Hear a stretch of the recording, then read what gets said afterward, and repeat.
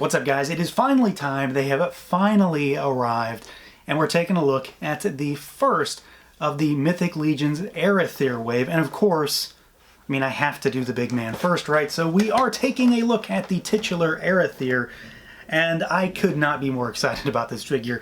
I mean, it's been a year and a half, a little bit more than that, since we pre-ordered this wave, so they have been a little bit delayed, but of course, now that they're here, that concern has kind of gone by the wayside, and I'm just happy to finally have new Mythic Legions again. And this guy is, of course, a long-time want from just about everybody once we first realized what he was going to look like. And I'd say based on first appearances here, he's not going to disappoint. He does come in the larger format style packaging, so stuff that we see like the Deluxe Knight Builders, the Barbarian Builder, Artemis, things like that. So it's like a double wide package figure there in the window. Of course, he has to have more space to accommodate those wings back there. You do get a bio card, of course, for this guy on the side panel. And then the back of the box has a large shot of him standing there in all of his glory with a Mythos write-up, as well as cross-sell for the rest of the wave. But I couldn't only do ARETHYR in this particular video because he's not really alone, is he? So we've also got our AETHON horse on deck, and this guy, I mean, come on, it looks absolutely wild. It does come in a new style box, so it's kind of troll-esque, but not as big. So you've got the figure there in the window, and then of course you've got some artwork that runs down the side panel of the two horses in this line. But what's really cool is on the back of this box, we get a shot of the 4 horsemen. So we've got all 4. There's ARETHYR, and then you've got the other 2, Poxus and Necronominus back there, and then of course the big man himself with a write-up for our current story. So excellent packaging. It's really cool to see that artwork on the back in particular, but it's time, so let's do it. Let's pull him out and take a look. And here we go, out of the package, the man himself, ARETHYR. And yeah, this guy is basically everything we've wanted him to be. And despite the fact that we did have to wait so long for this wave, I really think the wait is going to be worth it for a lot of folks, because not only is this guy an awesome figure, but it's a big pivotal character when it comes to the lore. And I know Mythic Legions isn't known for necessarily having a tremendous backstory, something that you can easily just sort of rifle through. You know, there's no cartoon, there's no comic book. Well, there is a comic book, but there's not a huge array of backstory information outside of the character bios. But this guy is a big force in Legions, and it's nice to be able to get one of these sort of larger-than-life style of characters, just like we've gotten with some of the good guys, you know, like Xylona or with Aetheron, stuff like that. So this guy is, of course, one of the literal 4 horsemen when it comes to this line. And yeah, I'm pretty happy with this. We are, of course, taking a look at both ARETHYR and AETHON when it comes to this video, but we're going to give the big man his due right now. So let's see what he can do, see how he moves around. We've got a head that can look up, and he can look down slightly. He does have kind of a long face, so it does get in the way a little bit, but it's not too crazy, I don't think. You've got tilt side to side, because it's just a ball peg up there. And then you've got full rotation. This is a very 1.0 style figure, so, you know, if you're used to Legions, you kind of know what to expect right out the gate. We've got arms that go out. They rotate at the shoulder. You've got a single jointed rotating elbow. You've got forearm rotation. We've also got hinges and rotation at the wrist. We've got our kind of single buck brick torso. So he goes backwards, he goes forwards. He does tilt side to side and then rotation. Of note on this figure, and it's kind of weird, there is a blue ball peg down in that cavity. So if you tilt him back far enough, and you might not be able to see it here just because of the light and the shadows, but there's a blue ball peg. It's kind of odd. Of course, that has nothing to do with how he moves, but you might see it when you move him. We've got legs that go all the way out. Basically get him to do those demon splits if you want. They kick forward. They, of course, go backwards. You've got your thigh swivel there. We've got single rotating knees, and then you've got rotation, you've got rocker, and you've got hinges down at those ankles. Hinges are a little bit impeded with these sort of Dark Knight style boots. They always have been. but they do move enough that it really doesn't matter too much. So he is, I mean, for all intents and purposes, a figure that we have seen time and time again when it comes to overall construction, but at the same time, he's no less easy or no more difficult to get into some really, really solid poses, despite having somewhat locked down articulation just with the overall construction scheme here. Undoubtedly, a lot of the interest with this figure is going to be the aesthetics. It's the shelf presence, the overall style of this figure, the color in particular, and then just, of course, that head sculpt. Because again, a lot of this figure is stuff we've seen before, which isn't necessarily a negative thing, because they gave him, you know, some of this Dark Knight style armor, which I absolutely love, but he does have, you know, unique stuff, new parts as well. So it's a mix and match kind of situation. As far as the figure itself, the general body, you know, you've got your standard, you know, shirtless torso buck, and what I really like about it is the color. I mean, I like the sculpt on this body to begin with, that's this chest, but that gradient from the sort of red, orange, and yellow hues and the shading in there, I mean, it's just great. It pops. It's really nicely done. It transitions from that sort of burnt orange to the brighter yellow really nicely as you get closer to the waist. The legs also have it in his demon crotch down there, so you've got more of that shading. He's got this crazy belt with the massive buckle on it, if that's even what you would call it. I mean, it's certainly not holding anything up, but he's got this massive demon belt buckle, basically, with these huge horns. You've even got a little bit of that sort of bronze paint with some silver accents, and then you've got all of these sort of straps and buckles that hang off of him. He does have some of my favorite calves and boots in the line, these sort of Dark Knight style, with some nice sort of, you know, dry brushing over top to bring out some of the pitted nastiness of that, because obviously this guy should be, you know, sort of battle-hardened and battle-worn, and he very much looks like that with some of the wear and tear on this armor. Again, he is a very 1.0 style of figure, but a lot of this figure really gets ratcheted up when you start adding things on. So once we get to talking about accessories, this figure kind of just changes shape quite a bit. His base form, if that's what you're going to call it, where he is not fully armored, not fully, you know, in place, I suppose, is still very impressive, but you can change him up in a number of ways just to make him so much more menacing and even cooler. I mean, he already looks awesome here, but there's so much you can do with this guy with what he comes with in the box. And then, of course, this guy is topped off by a brand new head sculpt, which, I mean, let's face it, this is probably one of the best heads in the line, period, right now. So the big man has this massive sort of orange-red head sculpt with these humongous ears. He's got some, you know, gauges in him, because why not? He's a very hardcore individual. He's got this humongous face mask that sits over top of him. You can see his sort of gnarly teeth in there. There's a little bit of a wash in him to make him look gross and disgusting. He's got translucent orange fire for hair, basically. I'm curious to see if that's going to be used anywhere else, because that piece is begging to be reused on other figures, on some other demons of some kind. Throw it on like a blue demon or a red demon or a yellow demon and change the color. I would absolutely buy that up. And he's got these massive, massive horns, which have a nice little dry brushing on them. Sculpt is tremendous. They do not move, so that's a thing. You know, we normally see moving and removable horns with this line, but these do not come out, you know, as I rip them out of his head probably, but they do not come out. They're a part of him, or they're glued in, I'm assuming.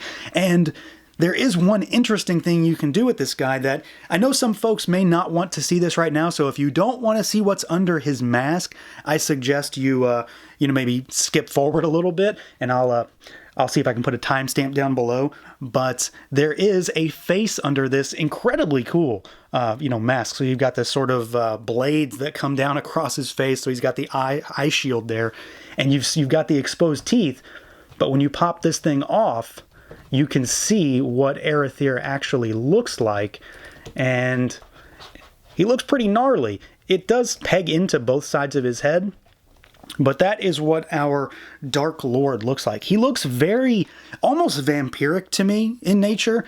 I don't know if that's what they're going for, but I sort of see that. You've got those piercing yellow eyes. You've got more of that gradient from the yellow to red, and there's a little bit of a wash there. So he definitely looks evil, definitely looks super demonic.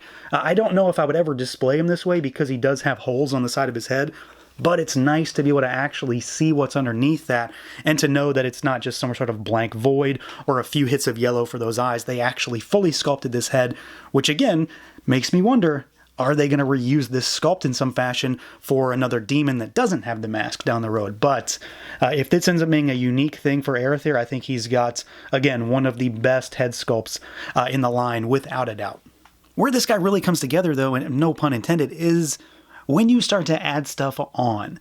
He looks great at his base level, but once you get the pauldrons on him, and then of course we've got a monster set of wings to talk about, once you get more stuff on him, his entire profile is changed. So we've got to start with his massive and of course very unique set of pauldrons. So he's got these humongous demon pauldrons on him that have these huge heads that basically encompass the entire pauldron, cover his shoulders. They've got spikes coming out of them. They've got a whole row of teeth on them. And of course they have these massive horns. They have the same kind of finish as the rest of his armor. So it's black with like kind of a gunmetal wash and overspray on them. And I mean, these things look absolutely wild. They are crazy in just every detail. They've even got painted eyes. So, I mean, yeah, the big man himself does get some of the coolest adornments when it comes to this line, without a doubt. I mean, these are some of the coolest pauldrons that we have ever seen. They are, of course, very unique.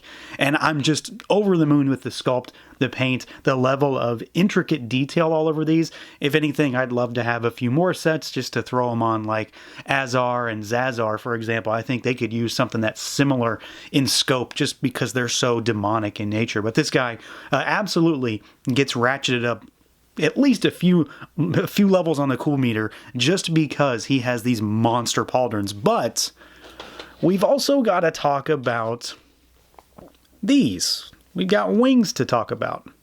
So without a doubt, one of the things that make this figure as deluxe as it is would be these monster wings. And I do need to talk real quick about how you actually use these, because there are a couple different options.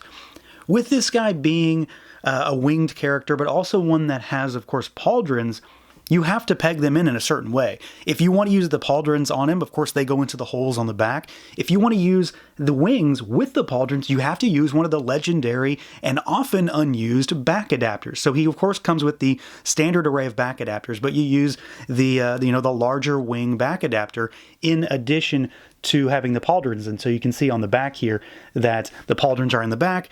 There is a back adapter with the wings pegged into it, and then the back adapter is in his back, just so you've got an idea of how these work. But if you don't want to use the pauldrons for whatever reason, the wings will peg right into the holes on his back. So you do have options when it comes to how you want to display this guy.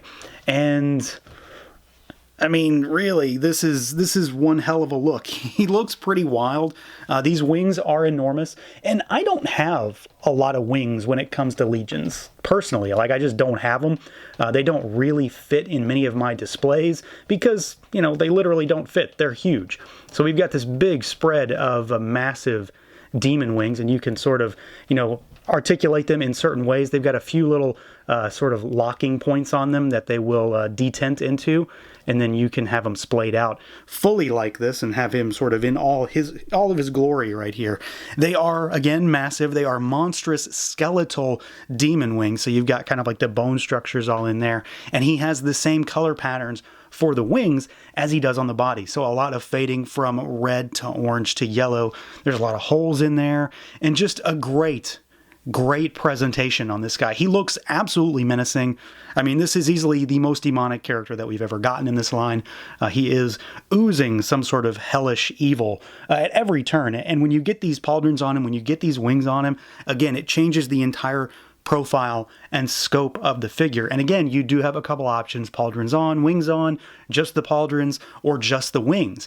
I'm not really sure how I'm going to display him yet because, again, we've got a lot of cool options, but whatever you choose, when it comes to mixing and matching the extra stuff he comes with, it's pretty much all winning combinations. So the wings are fantastic. They hook in really well. I've had no issues with them popping out or, you know, coming apart. They seem to be very, very taut, and they will stay in place. And the detents in the locking pieces of the smaller winglets and then the actual wings themselves stay in place really nicely also. So I haven't had any issue with it just sort of staying like this. It should be fine for the long haul, it seems. Beyond that, because he does come with a few more things, he does come with a couple straps. You know, we always get a ton of these, but he comes with 2. He actually comes with these on him in the box, but I took them off. I feel like that might be a little bit too much, having 2 straps, the pauldrons and the wings. It made him way too busy for me, so I'm not sure I'm actually going to use those. That's a personal thing. But then he also comes with his sword. So we do get his flaming sword, and this guy is unpainted, really. I mean, as far as like intricate detail, it's got his sort of helm on the front as far as the hilt goes.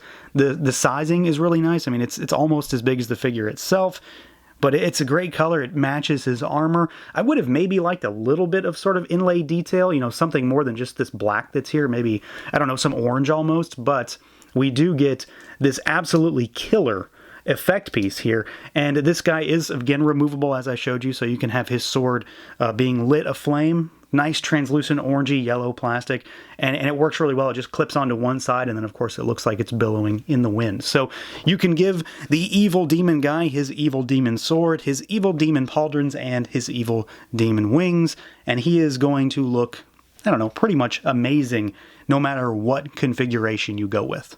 So that's ARETHYR, but what about his horse?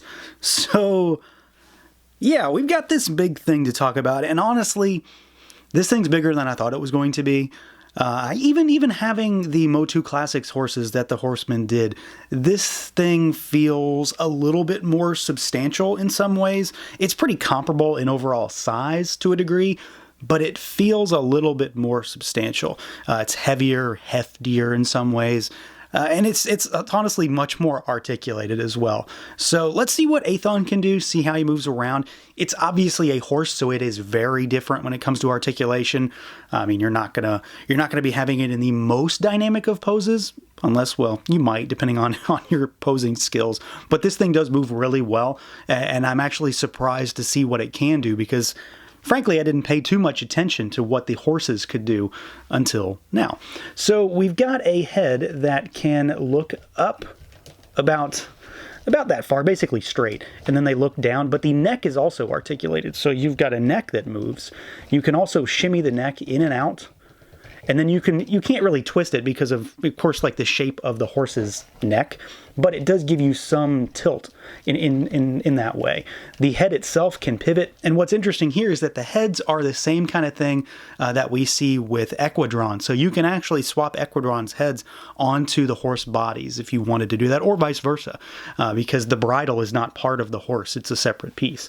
So you can pivot the head from side to side, and then you can go up and down, and then of course you can use the neck in conjunction with that to give it a little bit more flair and a little bit more character. So it does move really well. There's a lot more articulation than you might think, because, you know, at first glance you can't actually see the cuts here because you've got the harness on it. As far as the legs, the front legs will go forward and they go backward. You can rotate right at the, would you call that a shoulder? I don't really know. They kick forward at the knee and a little bit, and then backward. And then you can rotate at that knee. And then you've also got ankle articulation. I don't really know exactly how you name the different joints on this particular horse, because of course their anatomy is not the same as a human's.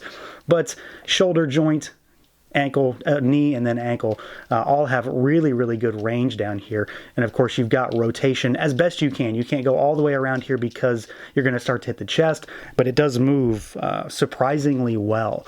The back legs are of course different because the horse's legs are structured differently. They actually do pivot out a little bit, so they will sort of bobble in and out. So you do have articulation there. They also kick all the way back, and then they kick forward some. You do have a swivel here, so let's just sort of manhandle this guy. So you can kick them forward, and you can kick them back independent of this piece here. So you can go further backwards that way. You've also got a hinge at the knee, so forward, like super far.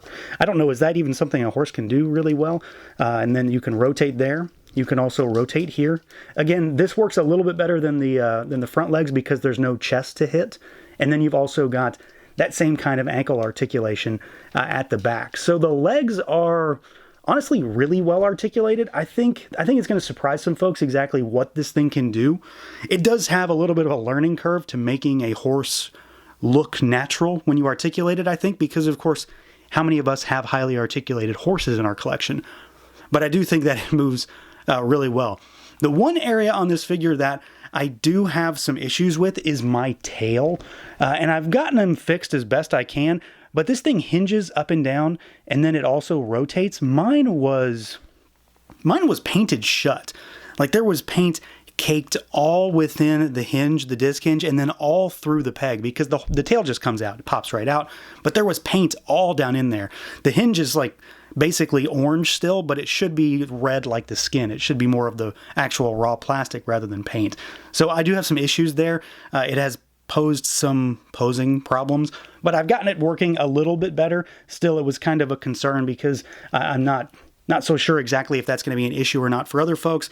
But it was an issue for me. It's not the biggest deal, honestly, and it's a minor thing at best, but of course, worth pointing out. Otherwise, though, I think this thing moves incredibly well. I think it is going to, again, surprise a lot of folks with just how well it can move for such a large creature, for such a large beast, vehicle type of toy. And I think the Horsemen absolutely nailed it when it comes to construction. And as well as Aethon moves, I mean, let's be honest, he looks even better. This horse, and it feels weird to have these large-scale horses because I never expected we would get these in the line. It honestly isn't something that I ever expected I would truly want.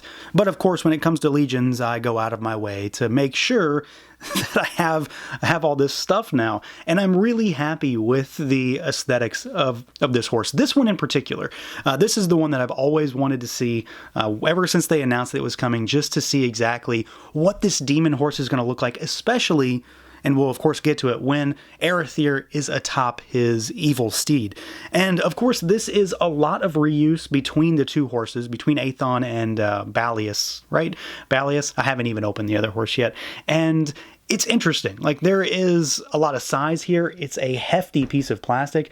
It does have a ton of paint on it. Again, like I noted, too much in the tail for me, but there's a lot of detail on this thing. There is a nice bit of shading all over the red body. So it's like a deep red. It's not super bright, but it isn't like dark either. It's just got a nice subtle dark hue to it that clashes really well with a lot of these orange and yellow highlights because of course, just like his master, he has all of the same gradient of color. So you've got orange and yellow all over him from the tail to all the fur down on the feet.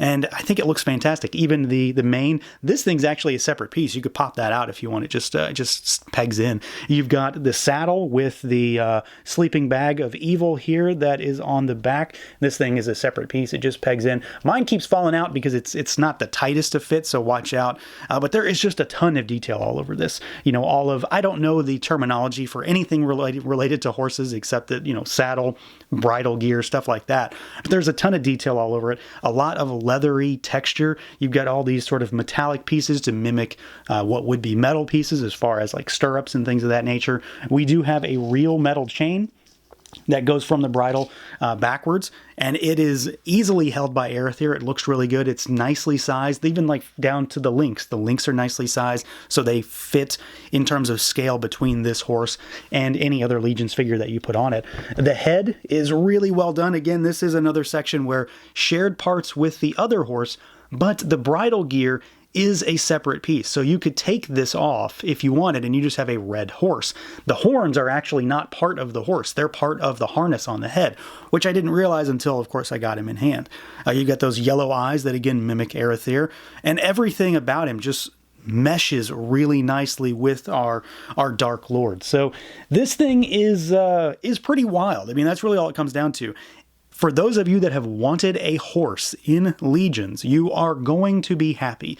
I can't stress that enough. You are going to be happy whether you got this one, the other one, both of them, 5 of each, whatever you did, you're going to be very happy because not only does it move really well, does it look really good, but it also pairs really well with ARETHYR, and we'll do that here in just a second as far as size comparisons, but this guy also does come with a few accessories. They aren't exactly accessories for him because he's not going to be able to wield them, but you get some extra armaments with this guy. So in the box for Aethon, you get 2 swords, and these are just standard Legions fare, so you get 2 swords, and then you also get 2 shields for him as well. Which I think is pretty cool. I don't know what I'm going to do with them because, you know, frankly, I have so many Legions accessories as it is, but I'm never going to turn down extra stuff. So I didn't even realize that that was going to be included. It was a nice little surprise to see a few things. You know, you can give ARETHYR a few extra swords, throw those in the straps that he has, or just give him these to dual wield while he's not using his ultra cool demon sword. But before we wrap this guy up, we do have to take a look at how he scales with ARETHYR and, of course, what they look like together. So here we go, all together in all of their glory. We've got our Demon Lord atop our Demon Horse, and, I mean, isn't this basically what we've been waiting for at this point? This guy is already awesome enough on his own. But if you're into the horse aspect of this wave and of this line now, you're going to be very happy with how he scales. It's very easy to get him up there. Even with the wings, he's still pretty easy to sit up there. You do have to sort of deal with them because, of course, they are very big. There's no way to sort of skirt around that. They are very big wings. You are going to kind of have to tuck them in or just get him posed correctly. It's going to be a balancing game to get him posed correctly. But he is going to sit there and look fiery and evil and demonic. And frankly, this is one hell of a display. I'm really pleased with how he sits on there. Again, it seems pretty stable. Not too many issues getting him posed or anything like that. And again, the horse is quite easily posed on his own as well. Very stable because, of course, you've got 4 legs. But yeah, ARETHYR looks great. Nice size. Everything is scaled really well. I think they absolutely look just tremendous together. So yeah, I mean, let's be real here. There is not much in this line that has been so eagerly awaited than this set of figures. I'm really, really happy with everything that they've done here. I think ARETHYR on his own is a tremendous figure. He is really well done. I love even just the fact that we get some new parts with this guy. Even if they gave us just the new head, I think I would have been really happy. But of course, we got that crazy belt buckle. We got those monster pauldrons out of him. And of course, he comes with some ridiculous wings. The paint scheme on this guy, excellent. His sword is fantastic. He doesn't come with maybe as many accessories as some other figures do, but he has so much substance in what he does come with. Everything he has is so much larger than we're used to. And then, of course, you've got your horse to go along with him. The horse on his own, really well done. You can swap parts around if you want to do that with the other horse, but this one, I think, is just fantastic stock out of the box. Moves really well, looks fantastic, scales nicely with the Legions figures, and of course works incredibly well with ARETHYR himself. So, without a doubt, 2 of the most must-have figures in the entire line, as far as I'm concerned right now. So that's going to do it for this look at the Mythic Legions ARETHYR wave, ARETHYR and Aethon. Let me know what you guys think. Feel free to like, comment, subscribe, and share, and until next time.